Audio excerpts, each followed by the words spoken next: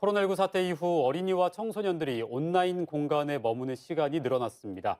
이와 함께 스마트폰이나 인터넷 등 미디어 환경이 다양해지면서 청소년들의 성인물 경험률도 크게 증가한 걸로 나타났습니다. 네, 지난해 여성가족부가 발표한 실태 조사에 따르면요. 최근 1년간 초등학생의 성인용 영상 이용률이 33.8%로 2016년에 18.6%보다 2배가량이나 증가했다고 합니다. 이렇게 청소년들이 성 관련 영상물이나 성범죄에 노출되기 쉬운 환경이다 보니까 성교육의 필요성이 더욱더 중요해지고 있는데요.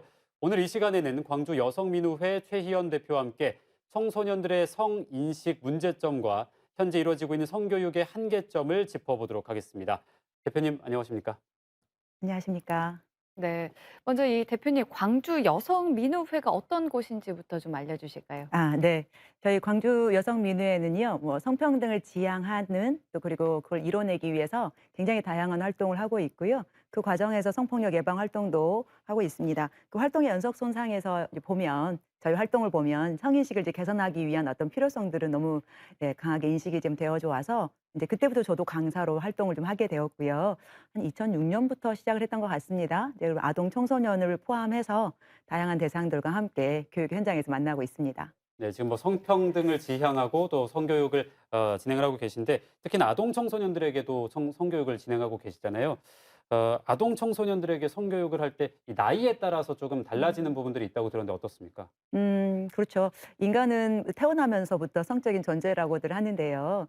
이 성적 발달의 어떤 과정들을 조금 살펴보자면 물론 나이에 따라서 이렇게 발달 단계가 동일하게 나타나지는 않습니다만은 대체적으로 태어나서 한 12개월 정도에는 양육자들이 신체를 만지거나 이렇게 안아주는 등의 신체적 접촉을 통해서 굉장히 정서적으로 친밀감, 안정감을 느끼게 되기도 하고요.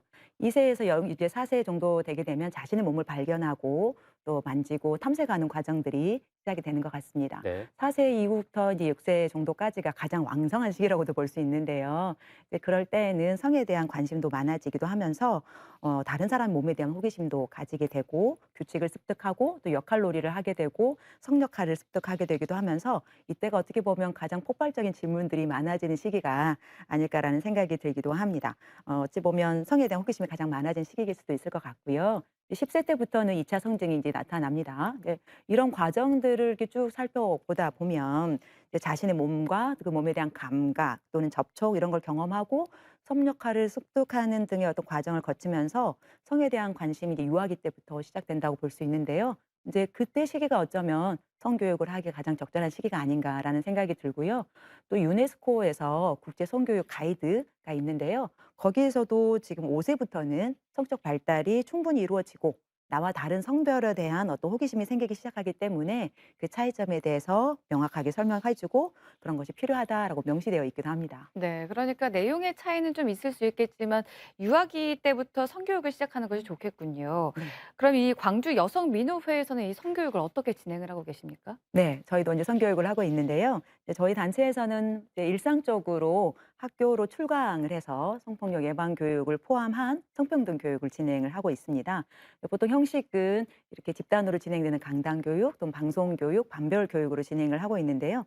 사실 다수가 모여서 일방적으로 진행되기 쉬운 강당 교육은 좀 지양하는 편이고요. 네. 코로나19로 인해서 비대면 상황이 많아지면서 방송 교육이 좀 늘기도 했습니다. 하지만 요즘에는 반별 교육이 조금 늘고 있는 추세여서 그냥 조금 다행스럽다라는 생각도 들기도 합니다. 네. 네, 그런 학교로 출강하는 형식에서도 체험식 성교육이라는 프로그램을 진행하고 있기도 하는데요.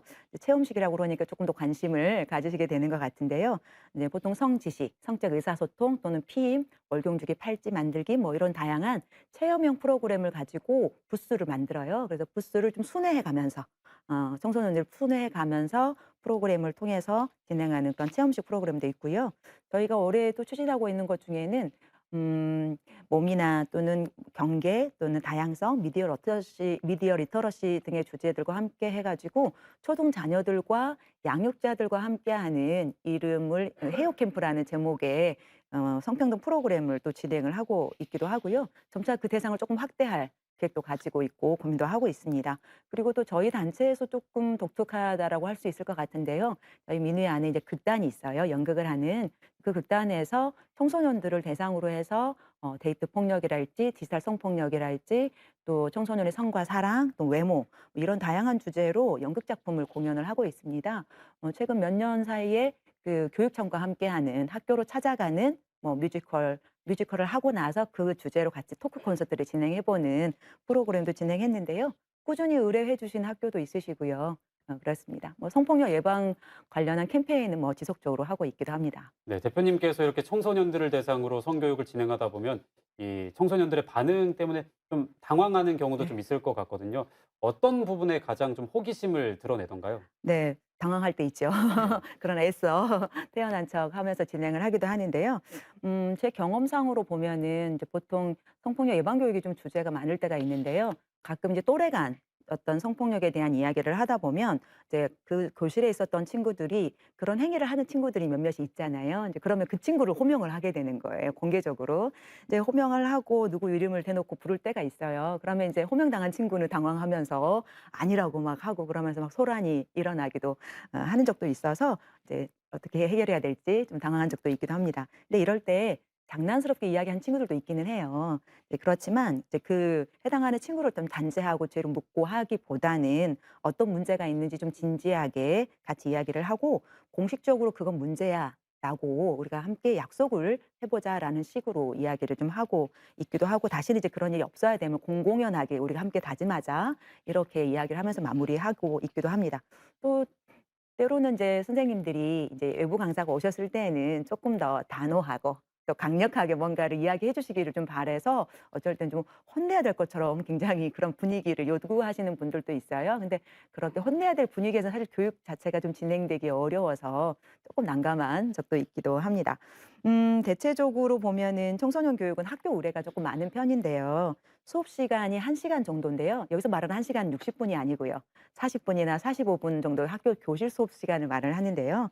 이제 그런 게 대부분이어서 성폭력 예방 교육을 진행할 때가 굉장히 많습니다. 이제 그러다 보니 내용의 한계가 다룰 수 있는 내용의 한계가 상당히 많이 있고요. 네. 그래도 이제 외부 강사니까 성과 관련해서 질문을 보라 이렇게 이야기를 하면 궁금한 게 많을 것 같은데도 막상 질문을 하면 이게 질문을 하지 않는 요구를 하면 질문을 못 하기도 하는 것 같습니다. 학생들이 성과 관련한 관심의 정도가 뭐 학년 간은 물론이거니와 같은 학년, 같은 반 안에서도 굉장히 간극이 크다라고 말할 수 있어서 사실 뭐 단적으로 말씀드리기는 어렵지만 보통 익명으로 이렇게 질문지 같은 걸 받으면 청소년들이 궁금해하는 것들은 대체로 뭐 자유행위 날지, 월경, 임신, 또 성행위, 성병, 체위 또는 성소수자 이런 주제에 대한 다양한 호기심을 예, 가지고 있기도 하고요. 또 제가 모르는 성적 은어들을 이렇게 또 표현할 때가 있어서 오히려 제가 그게 무슨 뜻인지 역으로도 물어볼 때도 있기도 한 것 같습니다. 네, 그렇군요. 말씀하신 것처럼 학생들 간의 성인식 차이를 보여주는 사건이 얼마 전에 있었는데요. 이 최근 광주 광산구에 위치한 남녀 합반인 중학교에서 남학생 2명이 수업 도중에 음란 행위를 하다가 적발돼 문제가 된 사건이 있었습니다. 이렇듯 성인식이 제대로 정립되지 못한 청소년들의 문제를 영상으로 담아봤습니다. 함께 확인하시죠. 예전보다 성인 영상물을 손쉽게 접할 수 있게 된 청소년들. 정에 대한 가치관 정립식이 또한 점점 빨라지고 있어 정문화에 대한 올바른 인식 교육이 절실한 상황인데요. 사용하고 있어요. 최근에도 성폭력 종류에 대해서 알려주고 신고하는 번호까지 알려주고 있어요. 창세 시간이라든지 뭐 사이버 성폭력 이런 영상을 많이 본 것 같아요. 네, 요즘에도 자주 하고 있어요. 네, 저희 학교에서 성교육을 실시합니다. 여성가족부에서 발표한 2020년 청소년 매체 이용 및 유해 환경 실태 조사에 따르면 14,000여 명의 조사자 가운데 79.5%가 성교육을 받은 적이 있다고 밝혔고요. 20.5%가 성교육을 받은 경험이 없다고 밝혔습니다. 이 가운데 78% 이상이 성교육이 도움이 된다고 밝혔는데요. 하지만 직접 만나본 아이들의 반응은 조금 달랐습니다. 정기적인 건 잘 모르겠어요. 가끔씩 하는 것 같아요. 성교육 교내에서 했고 그래도 아예 안 하는 건 아니라서. 네. 근데 애들 잘 안 듣긴 하지. 이런 상황에 최근 광주 광산구의 한 중학교에서 학생이 수업 시간 도중에 음란 행위를 벌여 소동이 일었습니다. 다른 반에 있다는 소문은 들어본 적 있어요. 그 연락으로 친구한테 들었어요. 장난기가 좀 있는 친구가 있는데 그런 친구가 좀 성폭력을 해서 학교를 며칠 빠지고 이런 적이 있어요, 우리 반에서. 이제 저희들이 이제 의무적으로 이렇게 해야 할 것들이 조금 있습니다. 그래서 이제 한 학기에 이제 2번 정도, 그리고 이제 우리 교육 과정에 편집해가지고 한 6시간 정도 이렇게 이제 성교육을 하고 있습니다. 그게 이제 그것이 조금 오도가 지금 많이 된 것 같습니다. 그 부분을 약간 이렇게 만져달라 하니까 그 앉아있는 친구가 그냥 이렇게 한 5초 정도 만지고 있는 상태였는데 그걸 발견하고 이제 지도를 했던 그런 겁니다. 중학교 이제 1학년 정도 되면 성인지가 조금 덜 돼서 그렇게 이제 장난을 좀 친 적이 있긴 있었나 봐요. 얘들끼리는 코로나의 여파가 좀 있지 않았나. 초등학교 때부터 이렇게 계속 이렇게 꾸준하게 연계해서 성교육이나 이렇게 이루어지잖아요. 성 정체성이 이렇게 확립이 될 무렵에 얘네들이 초등학교에서 받았던 교육 과정을 조금 못 받고 우리가 원격 수업으로 좀 많이 했잖아요. 그런데 좀 영향이 좀 있었지 않냐 그런 생각도 좀 들기는 합니다.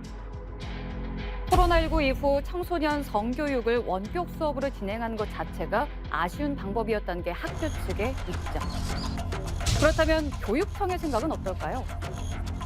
9일하고 20일 저희들이 이제 학년 대상 학교에서도 예방 교육을 하고 있지만 교육청에서 지원해주는 유형에 맞게 맞춤형으로 오늘하고 내일 12반이나 되더라고요. 그 학년이. 그래서 일단 반별 교육 들어가고요. 그리고 급에 있었던 학생 중에 분명히 불편한 학생이 있었을 것 같아요. 학교에다 이렇게 내가 피해를 입었다고 말은 못하겠지만은 그 학생 대상 혈액센터 아동을 연계를 해서 심리 상담이라든지 서부교육지원청 1센터에서 좀 집단 상담을 좀 할 수 있도록 학교에다가 요청을 했어요. 사실 청소년의 잘못된 성인식에서 발생한 사건은 그전부터 계속돼 왔습니다. 지난 3일 영광의 모 중학교 1학년 학생 A군이 급성 췌장염으로 숨지는 사건이 발생했는데요. 유가족은 A군의 사망이 기숙사에서 당한 상습 성추행과 관련이 깊다며 진상규명과 대책을 호소하고 있습니다. 그러니까 학생들끼리 꾸준한 성추행이 이어져 왔다는 겁니다. 여성가족부가 발표한 2020 청소년 매체 이용 및 유해 환경 실태 조사에 따르면 초중고생의 경우 성인용 영상물 시청 경험이 전체 평균 37.4%였습니다. 특히 초등학생의 경우 33.8%로 전체 평균과 비슷한 수준을 보였고 심지어 초등학교 4학년의 이용률이 43.4%, 눈에 띄게 높은 것으로 나타났습니다.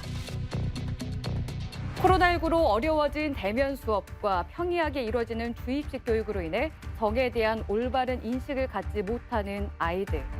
왜곡된 매체로 얻게 된 잘못된 성인식이 또 다른 성폭력으로 이어지지 않도록 올바른 성문화 정보 전달과 교육이 절실해 보입니다.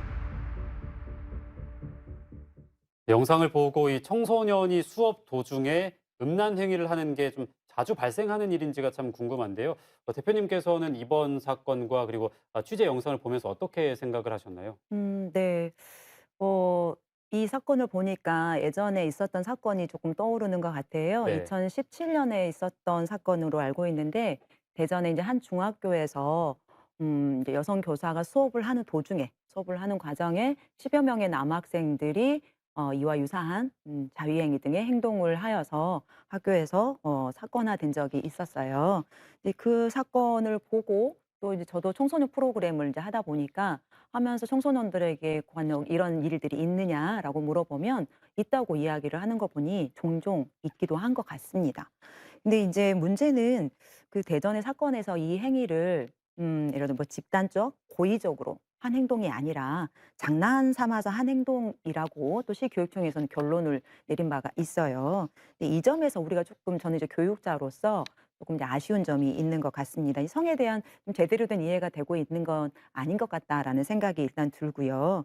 그리고 성적인 행위라고 하는 것이 사실 행위는 같다 할지라도 그것이 어떤 상황, 어떤 관계, 어떤 맥락에서 발생하는지에 따라서 같은 상황의 행동이, 같은 행동이 전혀 다르게 해석되어질 수 있는 그런 관계성들을 사실은 교육을 통해서 잘 이해가 돼야 된다고 생각하거든요. 근데 그렇게 이제 좀 되지 못한 상황인 것 같고, 그래서 타인과의 관계성이 좀 무시되면서 마치 잘하면서 한 번쯤 해볼 수 있는 그 치기 어린 행동?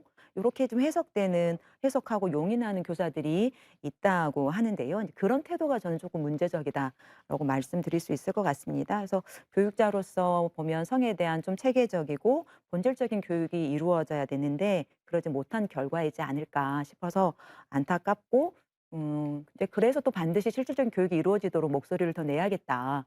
그런 다짐이 좀 되기도 합니다. 네. 음. 특히 이번에 영상에서 본 사례를 보면은 남녀 합반이다 보니까 이 친구의 음란 행위를 봤을 또 다른 친구들의 충격이 좀 컸을 것 같은데요. 재발 방지를 위해서는 뭐 강한 징계가 필요하다. 아이들의 실수니까 그럴 수 있다. 의견이 굉장히 다양한데 앞으로 가해 학생들에게는 어떤 처분이 좀 내려지게 됐을까요? 그렇죠. 지금 그 공적인 공간이잖아요, 교실이라는 공간에는. 그래서 많은 학생들이 함께 하는 공간인데 그 공간 안에서 자신들의 행동이 타인에게 어떤 영향을 미칠지 이런 것들을 이제 고려하지 못한 행동이고요. 또 이를 보게 되고 또 그런 분위기들을 감지하게 되는 같은 공간에 있던 다른 친구들이 상당히 성적 불쾌감으로 또 피해와 충격을 좀 받았을 거라고 생각되어집니다. 또는 그런 상황에서 또 쉽게 개입해 가지고 "하지 말라." 뭐 이렇게 말하기도 사실 조금 어려운 분위기이기도 하고요. 네. 말한다고 하더라도 또래이지만 또 상대적으로 힘이 있는 친구들이 그런 말들을 무시하고 지속적으로 행동할 수도 있기도 하거든요. 그러다 보니까 이런 일들이 이제 지속적으로 또 발생할 수도 있다라는 생각이 좀 들기도 합니다. 이러한 사례들은 피해 학생들이나 또는 피해 학생들의 양육자들이 이제 신고를 하게 되거나 아니면 학교 교사가 인지하게 되면 학교 폭력 사안으로 이제 사안 조사를 하게 되는데요. 이번 경우처럼 피해 상황을 조금 더 파악하기 위해서 전수조사를 실시하게 되는 경우도 있습니다. 사안 조사가 이루어지고 이제 이게 학교 내에서 자체 해결할 정도가 아니다라고 판단이 되면 이제 교육지원청에서 학교폭력심의위원회에 이제 학교폭력심의로 정식으로 이제 심의 요청을 하게 되죠. 네. 심의를 해서 학교 폭력에 해당이 된다라고 판단이 되면 이제 피해자 보호 조치와 가해자 처분 등이 내려지게 됩니다. 학교에서 발생한 또 성폭력 사안은 학교 측에서는 신고 의무가 있기 때문에 신고 의무자로서 경찰에 신고하게 되어 있고요. 경찰 조사도 같이 진행할 수 있습니다. 네, 물론 뭐 처벌을 통한 음. 교육도 중요하지만 이 처벌 이전에 성교육을 통해서 예방하는 게 제일 중요할 것 같은데요. 네, 앞으로 맞습니다. 성교육이 어떤 방향으로 좀 진행이 되어야 된다고 보시나요? 예. 우리가 사실 몇 년 전에 그 텔레그램 N변방 사건 하면서 국민들이 굉장히 공분을 하셨던 일이 네. 있었고 그러면서 "성교육이 너무 절실히 필요하다. 잘 돼야 된다."라고는 목소리를 냈었던 기억이 좀 납니다. 그럼에도 불구하고 그다지 많이 환경 자체가 달라지지 않아서 아쉬움이 많이 남는데요. 앞으로 조금 변화되고 발전돼야 될 방향으로 좀 제시하고 싶은 것은 세 가지가 있는데 첫 번째로는 일단 성교육이 학교 수업 안에서 조금 정식 교과목으로 채택이 되어 가지고 공교육화되었으면 하는 바람을 좀 가장 먼저 가져봅니다. 네. 스웨덴을 포함한 여러 선진 국가들에서는 이미 단회가 아닌 체계적인 성교육을 학교에서 이미 받고 있기도 하고요. 또 지난해 울산교육청에서 성교육 집중학년제라고 해가지고 초등학교 5학년, 중학교 1학년, 고등학교 1학년들에게 집중해서 성교육을 체계적으로 실시했던 경험들도 있는 걸 보았을 때에는 충분히 가능한 일이라고 좀 보여집니다. 네. 이런 환경의 조례, 또 관련 법규 이런 것들을 좀 정비하고 새롭게 마련하고 그것들을 지원할 수 있는 구조, 시스템들을 마련하는 것이 중요하다고 보고요. 일단 두 번째는 그 내용이 포괄적 성교육이어야 한다라고 생각을 합니다. 지속적이고 좀 체계적이면서 성에 대한 인지적 또는 정서적, 신체적 또 사회적인 측면을 잘 고려하여서 배울 수 있는 커리큘럼으로 제공돼야 되는 것인데요. 이제 상호 존중, 평등을 기반으로 해서 자신과 타인과의 관계 이런 것들을 이해하고 성적 권리의 주체로서 인식하도록 하는 게 포괄적 성교육인데요. 이미 그 아까 한번 언급한 적이 있는 유네스코에서는 국제 성교육 가이드에서 포괄적 성교육을 지침으로 이미 제시하고 있기도 합니다. 마지막 세 번째로는 미디어에 관한 이야기를 안 할 수가 없는 없는 것 같아요. 범람하는 미디어들 안에서 사실 혐오, 차별, 폭력들이 굉장히 많이 있습니다. 그런 것들과 안전하게 거리두기를 하려고 하면은 사회는 사실 조정 기능들을 계속 해줘야 되는 거고 청소년들이 비판적 미디어 읽기를 할 수 있도록 교육이 되어져야 된다고 생각을 합니다. 특히 미디어가 예전과 좀 양상들이 많이 달라졌고 미디어를 생산하는 사람, 소비하는 사람들 경계도 모호해지기도 했지 않습니까? 네. 그리고 또 적극적으로 이 미디어를 활용해서 혐오를 생산하는 사람들이 많이 있다 보니까 좀 더 촘촘하고 좀 더 민감하게 볼 수 있는 비판력들을 교육을 통해서 진행될 수 있기를 바랍니다. 네. 오늘은 광주 여성민우회 최희현 대표와 함께 청소년의 성교육에 대해서 얘기 나눠봤습니다. 오늘 말씀 잘 들었습니다. 고맙습니다. 감사합니다.